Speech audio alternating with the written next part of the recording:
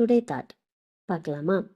நீ உன் தேவனாகிய கர்த்தரின் சத்தத்தை கவனமாய் கேட்டு அவர் பார்வைக்கு செம்மையானவைகளை செய்து அவர் கட்டளைகளுக்கு செவி கொடுத்து அவருடைய நியமங்கள் யாவையும் கை கொண்டால் நான் எகிப்தியருக்கு வரப்பண்ணின வியாதிகளில் ஒன்றையும் உனக்கு வரப்பண்ணேன். நானே உன் பரிகாரியாகிய கர்த்தர் என்றார். ஆமாங்க, வியாதியோட இருக்கிறீங்களா? அந்த வியாதியில போராடி கொண்டு இருக்கிறீங்களா? அந்த வியாதியில இருந்து எனக்கு ஒரு விடுதலை கிடைத்திராதா?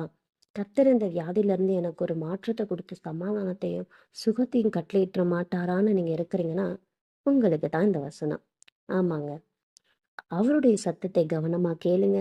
அவருடைய பார்வைக்கு செம்மையானதை செய்யுங்க. அவருடைய கட்டளைக்கு செவி கொடுத்து அவருடைய நியமங்கள் யாவையும் நீங்க கை கொண்டு நீங்க செம்மையா நடந்து பாருங்க. கர்த்தர் உங்களுக்கு இந்த வியாதியை மாற்றி போட்டுடுவார்.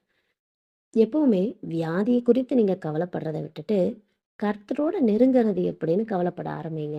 உங்களுடைய வியாதி எங்க போச்சுன்னு தெரியாம ஓடி போயிடும். Praise the Lord.